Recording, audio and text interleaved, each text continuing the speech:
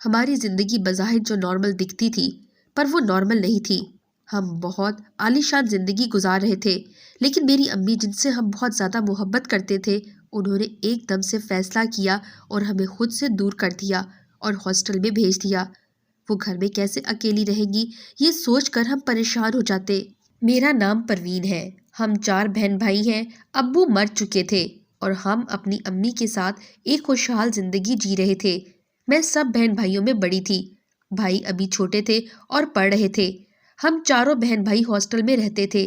ہم چھوٹے چھوٹے تھے جب امی نے یہ کہہ کر ہاسٹل میں بھیج دیا کہ وہاں رہنے سے پوری توجہ پڑھائی پر رہتی ہے۔ ہاسٹل بھی وہ تھا جہاں سب امیروں کے بچے رہتے تھے۔ ایسے میں مجھے سمجھ نہیں آتی تھی کہ ہمارا خرچہ کون اٹھا رہا ہے، جبکہ میرے ابو وفات پا چکے تھے اور میری امی کوئی کام بھی نہیں کرتی تھی۔ ہمارے گھر کے علاوہ ایک اور مکان تھا جو ابو ہمارے لیے چھوڑ گئے تھے۔ امی نے اسے کرائے پر انکل نعیم کو دیا ہوا تھا، مگر اس کا کرایہ اتنا نہیں تھا جتنا امی ہم پر خرچ کرتی تھی۔ ہم مہنگے اسکولوں میں پڑھ رہے تھے، ہزاروں لوگوں سے اچھا کھاتے اور پہنتے تھے۔ میں جب بھی ہاسٹل سے گھر آتی اسی کھوج میں لگ جاتی، آخر اتنا پیسہ کہاں سے آ رہا ہے۔ ایک رات مجھ پر یہ انکشاف ہوا کہ امی رات کو اپنے کمرے میں نہیں ہوتی۔ وہ رات کے وقت چادر پہن کر انکل نعیم کے گھر چلی جاتی ہے اور ساری رات انکل نعیم کے ساتھ گزار دیتی ہے۔ پہلے تو میں چھوٹی تھی، امی چھپ کر یہ سب کر رہی تھی، مگر اب میں بڑی ہو چکی تھی، ہر بات سمجھتی تھی۔ امی کی اس حرکت کی وجہ سے مجھے امی سے نفرت ہونے لگی تھی۔ میں نے امی کو اس برے کام سے روکنے کے لیے ایک رات ان کے کھانے میں بے ہوشی کی دوا ملا دی اور امی کے کپڑوں میں چھپی چابی جو مکان امی نے انکل نعیم کو کرائے پر دیا ہوا تھا، اس گھر کی ایک چابی امی کے پاس بھی ہوتی تھی۔ وہ اسی چابی سے رات کے وقت انکل نعیم کے گھر کا دروازہ کھول کر اندر چلی جاتی تھی۔ میں وہ چابی لے کر امی کی چادر پہن کر انکل نعیم کے گھر چلی گئی۔ میرے ذہن میں بہت عجیب سی باتیں آ رہی تھی۔ میں جیسے ہی لاک کھول کر گھر کے اندر داخل ہوئی مجھے ایک کمرے میں سے کچھ آواز سنائی دی۔ میں جیسے ہی اس کمرے کے نزدیک پہنچی تو سامنے بیٹھے شخص کو اس حالت میں دیکھ کر میری روح تک کانپ اٹھی۔ میرے ابو میری پیدائش سے پہلے ہی کام کے سلسلے میں یہ ملک چھوڑ کر دوسرے ملک چلے گئے تھے۔ شادی کے بعد میرے والدین کے مالی حالات اس قدر خراب ہو گئے کہ ابو نے امی کا زیور بیچا اور دبئی چلے گئے۔ ابو کے جانے کے بعد میں پیدا ہوئی۔ اب ابو کو وہاں کام مل چکا تھا اور وہ گھر پر بھی پیسے بھیجنے لگے تھے۔ 1 سال بعد ابو گھر آئے اور 1 ماہ بعد واپس چلے گئے، مگر جاتے ہوئے امی سے وعدہ کر گئے کہ بہت جلد میں تمہیں وہاں بلوا لوں گا۔ اس بات کو 1 سال گزر گیا تھا۔ میرا ایک چھوٹا بھائی انور بھی اس دنیا میں آ چکا تھا۔ پھر جب میں 4 سال کی ہوئی تو ابو نے ہمیں بھی اپنے پاس بلا لیا۔ ہم وہاں 6 مہینے تک رہے اور پھر کسی وجہ سے واپس آ گئے۔ یہاں آنے کے کچھ مہینوں بعد امی نے 2 جڑواں بچوں کو جنم دیا۔ میں اپنے تینوں بھائیوں کو دیکھ کر بہت خوش ہوتی۔ جڑواں بیٹوں کا سن کر ابو ہم سے ملنے آئے اور پھر اس کے بعد میں نے ابو کا چہرہ کبھی نہیں دیکھا۔ میں جب اسکول میں داخل ہوئی تو دیکھتی تھی کہ سب بچوں کو ان کے ابو اسکول چھوڑنے آتے ہیں۔ میں گھر آ کر امی سے ضد کرتی کہ ابو سے کہے کہ وہ واپس آ جائے۔ یہ سن کر امی تھک گئی اور کہا کہ تمہارا باپ مر چکا ہے، اسے بھول جاؤ۔ میں خاموش ہو گئی اور پھر کبھی ابو کا نام نہیں لیا۔ ہم کچھ بڑے ہوئے تو اچانک امی نے ہم بہن بھائیوں کو ہاسٹل بھیج دیا۔ ہم روتے رہے، امی سے ناراض ہو گئے، مگر امی نے ہمیں منا لیا۔ امی نے کہا کہ تم لوگوں کو محنت کرنی ہے، پڑھ لکھ کر اپنی زندگی سنوارنی ہے، اس کے لیے ضروری ہے تم ہاسٹل میں رہو، کیونکہ وہاں رہ کر تم زیادہ توجہ سے پڑھ سکتے ہو۔ ہمیں یہاں ہر آسائش میسر تھی، ہم کئی بچوں سے زیادہ اچھا کھاتے تھے اور امی ہماری ہر خواہش پوری کر دیتی تھی۔ اس وقت مجھے یہ بات سمجھ نہیں آئی تھی کہ ابو تو مر چکے تھے، امی سارا دن گھر پر ہوتی تھی، تو یہ سب خرچہ کون اٹھاتا تھا؟ امی نے سب پیسے کہاں سے لیے ہیں؟ ہمارا کوئی قریبی رشتہ دار بھی تو نہیں تھا، امی بھی کوئی جاب یا کام نہیں کرتی تھی۔ ہمارے گھر کے علاوہ بس ایک مکان تھا جسے امی نے کرائے پر دیا ہوا تھا، مگر اس کا کرایہ بہت کم تھا، اتنا کم تھا کہ ہم ٹھیک سے زندگی بھی نہیں گزار سکتے تھے۔ پھر یہ اتنے پیسے امی کے پاس کہاں سے آ رہے تھے؟ میں بھی جو بڑی ہوتی گئی یہ سوال مجھے الجھانے لگا۔ میں نے امی سے کئی بار پوچھا مگر وہ ٹال گئی۔ پھر میں نے خود ہی ان سوالوں کے جواب تلاش کرنا شروع کر دیے۔ ایک مرتبہ جب میں کچھ دنوں کے لیے ہاسٹل سے گھر رہنے کے لیے آئی تو مجھ پر یہ انکشاف ہوا کہ امی ساری رات اپنے کمرے میں نہیں ہوتی۔ میں نے کئی بار جھانک کر دیکھا مگر وہ اپنے کمرے میں نہیں تھی۔ میں نے اگلے دن جب یہ دیکھا کہ وہ اپنے کمرے میں نہیں تھی، میں نے امی کو سارے گھر میں تلاش کیا پر وہ مجھے نہیں ملی۔ میں امی کے بستر میں لیٹ گئی۔ میں ساری رات جاگتی رہی۔ مجھے پریشانی میں نیند نہیں آ رہی تھی۔ صبح کے 5 بجنے والے تھے، اذانیں ہو رہی تھی۔ میں اٹھ کر باہر آئی اور گھر کا دروازہ کھول کر گلی میں آ گئی کہ اچانک میری نظر امی پہ پڑی جو انکل نعیم کے گھر سے نکل کر اپنے گھر آ رہی تھی۔ یہ دیکھ کر میرا دل دھک دھک کرنے لگا۔ میں نے کبھی سوچا بھی نہیں تھا کہ میری ماں یہ سب بھی کر سکتی ہے۔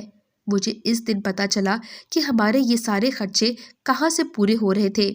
میں نے سوچا یہ بات اپنے سب بھائیوں کے ساتھ شیئر کروں گی کہ امی ہمیں اچھی زندگی دینے کے لیے ایسا کام کر رہی تھی، لیکن پھر میں نے سوچا کہ وہ اب بڑے ہو چکے ہیں، انہوں نے غصے میں کچھ ایسا ویسا کر دیا تو کیا ہوگا، اس لیے میں نے یہ بات سب سے چھپا لی۔ میں نے سوچا کہ خود ہی امی سے بات کروں گی۔ میں خود امی سے کہوں گی کہ ہم تنگی میں گزارا کر لیں گے لیکن وہ ایسا کام نہ کرے جو بعد میں ہمارے لیے ندامت اور شرمندگی کا باعث ہو۔ لیکن اس سے پہلے میں پوری طرح سچ جان لینا چاہتی تھی۔ آخر امی وہاں کرنے کیا جاتی ہے؟ میں نے امی کو اس برے کام سے روکنے کے لیے ایک رات امی کے کھانے میں بے ہوشی کی دوائی ملا دی، اور جو ہی وہ بے ہوش ہوئی میں نے امی کے کپڑوں سے انکل نعیم کے گھر کی چابی نکالی اور امی کی چادر پہن کر ان کے گھر چلی گئی۔ میں نے سوچا تھا کہ وہاں امی کے انتظار میں ایک شخص بیٹھا ہوگا، ہاتھ میں شراب کی بوتل ہوگی، میں اسے آج رنگے ہاتھوں پکڑوں گی، مگر میرا اندازہ غلط ثابت ہوا۔ میں جیسے ہی انکل نعیم کے گھر داخل ہوئی مجھے ایک کمرے سے کسی کی آواز آئی۔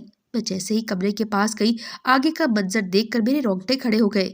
کمرے میں سے بدبو آ رہی تھی اور ایک بدبودار زندہ لاش نے وہاں میرا استقبال کیا۔ میں گھبرا کر واپس اپنے گھر کی طرف دوڑی۔ یہ سب کیا تھا؟ یہ آدمی کون تھا؟ زندہ بھی تھا یا مر چکا تھا؟ میں گھر آ کر امی کے ہوش آنے تک کا انتظار کرنے لگی، امی ہوش میں آ جائے تاکہ میں اس سے پوچھ سکوں کہ یہ سب کیا تھا۔ تھوڑی دیر بعد میں نے دیکھا کہ امی کو ہوش آ رہا ہے۔ میں نے اٹھ کر امی کو سنبھالا، پانی پلایا۔ جو ہی امی کو مکمل ہوش آیا امی نے انکل نعیم کے گھر کی چابی میرے ہاتھ میں دیکھی تو ان کا چہرہ زرد پڑ گیا۔ امی نے گھبرا کر مجھے دیکھا اور کہنے لگی، پروین یہ تم نے کیا کر دیا؟ انہوں نے میرے ہاتھ سے چابی لی اور جلدی سے اٹھ کر انکل نعیم کے گھر کی طرف دوڑی۔ میں بھی فوراً امی کے پیچھے چل پڑی۔ امی جلدی سے اسی کمرے میں گئی جہاں سے بدبو اور کسی کی آوازیں آ رہی تھی۔ اندر ایک سائڈ پر لگے بستر کی طرف بڑھی، یہاں ایک آدمی لیٹا ہوا تھا۔ امی نے جلدی سے اس آدمی کی کروٹ بدلی، ایک بدبو سارے کمرے میں پھیل گئی۔ میں نے جلدی سے اپنی ناک پر دوپٹہ رکھ دیا۔ امی نے میز پہ رکھا برتن اٹھایا اور کچھ دوائیوں کے قطرے اس میں ڈالنے لگی۔ امی یہ سب بڑی خاموشی سے کر رہی تھی، انہوں نے ایک بار بھی میری طرف نہیں دیکھا۔ امی نے اس برتن میں روئی بھگوئی اور اس لیٹے ہوئے آدمی کے زخموں پر لگانے لگی۔ میں نے دیکھا اس آدمی کے سارے جسم پر زخم تھے۔ جو ہی دوائی زخموں پر لگی وہ آدمی رونے لگا، میرے مالک میرے گناہ کو بخش دے اور مجھے اپنے پاس بلا لے کیونکہ اب یہ درد مجھ سے برداشت نہیں ہوتا۔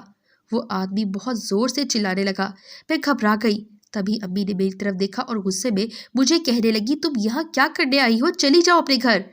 میں نے امی سے کہا، امی میں بہت دنوں سے آپ کو یہاں آتا دیکھ رہی ہوں، پہلے آپ بتائیں یہ آدمی کون ہے اور آپ یہاں کیوں آتی ہے؟ میں آج سچ جانے بغیر نہیں جاؤں گی۔ پھر امی نے اس آدمی کی کروٹ بدلی۔ اس آدمی کا چہرہ میرے سامنے تھا مگر میں اسے پہچان نہیں پائی کہ وہ کون تھا۔ امی نے میری طرف اشارہ کیا، دیکھو اجمل تمہاری بیٹی آئی ہے، اس نے بالآخر تمہیں ڈھونڈ ہی لیا۔ امی نے انہیں کہا جبکہ یہ سن کر میرے قدموں تلے سے زمین نکل گئی۔ یہ میں کیا سن رہی ہوں؟ یہ میرے ابو تھے، لیکن امی نے بتایا تھا کہ آپ کے بابا تو مر چکے ہیں۔ وہ آدمی میری طرف حیران ہو کر دیکھنے لگا۔ پروین میری ننھی پری تو اتنی بڑی ہو گئی۔ اس آدمی نے میری طرف دیکھا اور پھر امی کی طرف غصے سے دیکھا۔ تم اسے یہاں کیوں لائی ہو؟ تم جانتی ہو مجھے کتنی خوفناک بیماری ہے، تم اسے فوراً یہاں سے لے جاؤ۔ میں نے گھبرا کر امی کی طرف دیکھا، یہ تو خود یہاں تک آ گئی ہے، اسے لگتا تھا کہ میں یہاں چھپ چھپ کر کسی سے ملتی ہوں، اب یہ یہاں آ گئی ہے تو آپ اپنی بیٹی کو یقین دلاؤ کہ میں یہاں چھپ چھپ کر اپنے بیمار شوہر سے ملنے آتی تھی اور ہم نے تمہاری خطرناک بیماری سے بچانے کے لیے انہیں ہاسٹل بھیج دیا۔ امی کی بات سن کر میں شرمندہ ہو گئی۔ میں نے انجانے میں اپنی ماں پر اتنا بڑا الزام لگا دیا۔ یہ تو شکر ہے یہ بات میں نے اپنے بھائیوں کو نہیں بتائی، ورنہ وہ تو غصے میں نہ جانے کیا کر لیتے۔ مجھے اب یقین نہیں آ رہا تھا یہ میرے ابو تھے۔ میں جلدی سے ابو کی طرف بڑھی۔ نہیں پروین، تم مجھ سے دور رہو میری بیٹی، مجھے بہت خطرناک بیماری ہے، میں نہیں چاہتا کہ یہ تمہیں لگ جائے۔ ابو کے کہنے کے باوجود میں قریب ہوتی تھی، ابو کے بستر کے پاس پہنچ گئی۔ ابو، آپ کو یہ کیا ہو گیا ہے؟ میں نے ابو کو پہچان لیا تھا، بیماری نے ابو کو بہت تبدیل کر دیا تھا، مگر میں اپنے ابو کو پہچان گئی تھی۔ میں اپنے ابو کی یہ حالت دیکھ کر رونے لگی اور وہ مجھے دیکھ کر رونے لگے۔ تبھی امی نے حوصلہ دیا اور مجھے سب بتانے لگی۔ پروین، یہ تمہارے بچپن کی بات ہے جب تمہارے ابو ہم سے آخری بار ملنے آئے تھے اور اس کے بعد ان کی کوئی خیر خبر نہیں ملی۔ پھر 1 سال بعد مجھے تمہارے ابو کے ایک دوست کی کال آئی اور اس نے بتایا کہ رحمان مر چکا ہے اور اس نے مرنے سے پہلے آپ کے لیے بینک میں بہت سے پیسے جمع کرا دیے ہیں۔ اس نے مجھے بینک کا نام اور ضروری معلومات دی۔ میں دوسرے دن بینک پہنچ گئی۔ وہاں جا کر بینک والوں نے جب مجھے رقم کے بارے میں بتایا تو میں حیران رہ گئی، کیونکہ یہ بہت بڑی رقم تھی۔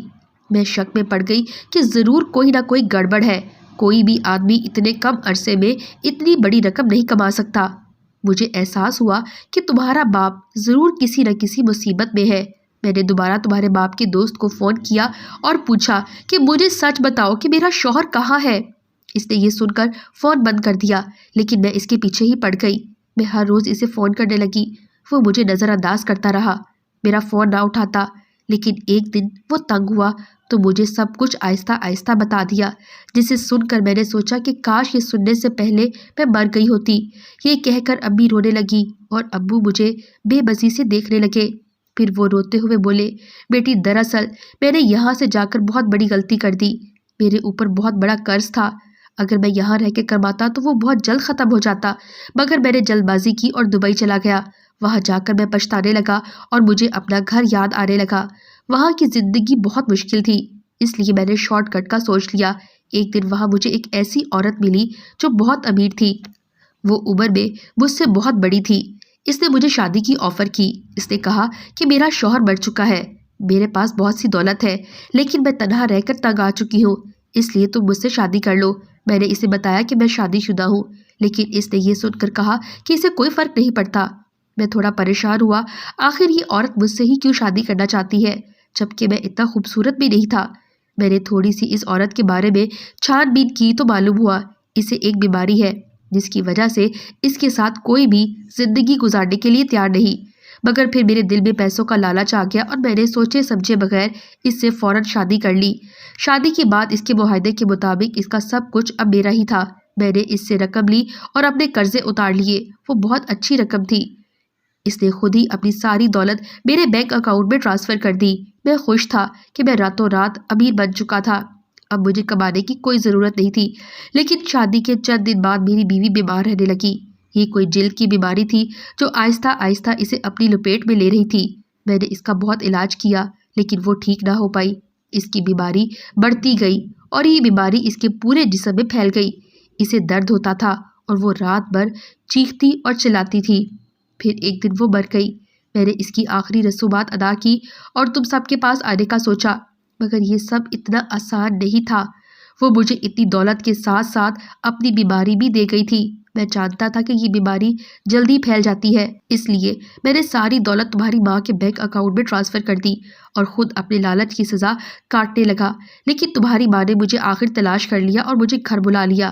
تب ہم دونوں نے یہ فیصلہ کیا تھا کہ تم لوگوں کو ہاسٹل بھیج کر یہ مجھ سے دور رکھے گی اور میرے بارے میں تمہیں یہی بتائے گی کہ میں مر چکا ہوں، تاکہ تم لوگوں کو یہ بیماری نہ لگ جائے۔ یہ کہہ کر ابو رونے لگے۔ مجھے سب سننے کے بعد بہت دکھ ہوا۔ میں نے ابو سے کہا، ابو مایوس نہ ہو، سائنس نے بہت ترقی کر لی ہے، میں کسی ڈاکٹر سے بات کرتی ہوں، دیکھنا یہ بیماری جلد ختم ہو جائے گی۔ یہ سن کر ابو رونے لگے اور امی مجھے کمرے سے باہر لے آئی۔ امی نے مجھے بتایا کہ ابو کی بیماری لا علاج ہے، بس اس کا یہی علاج ہے وہ ہم سب سے دور رہے۔ میں آج اپنے ابو کو دیکھ کر بہت روتی ہوں۔ آپ لوگوں سے دعا کی اپیل کرتی ہوں کہ دعا کریں کہ میرے ابو جلد از جلد ٹھیک ہو جائے۔ آخر میں یہی کہوں گی، نہ جانے ہم لوگ دولت کی لالچ میں اتنے اندھے کیوں ہو جاتے ہیں کہ زندگی جیسی قیمتی چیز داؤ پر لگا دیتے ہیں۔ آج وہ ساری دولت بھی دے کر اپنے ابو کی بیماری اور تکلیف کو ہم کم نہیں کر سکتے۔ انہوں نے جو کچھ کیا ہمیں اچھا مستقبل دینے کے لیے کیا، اور اللہ پاک ان کی آخری منزل آسان فرمائے، آمین۔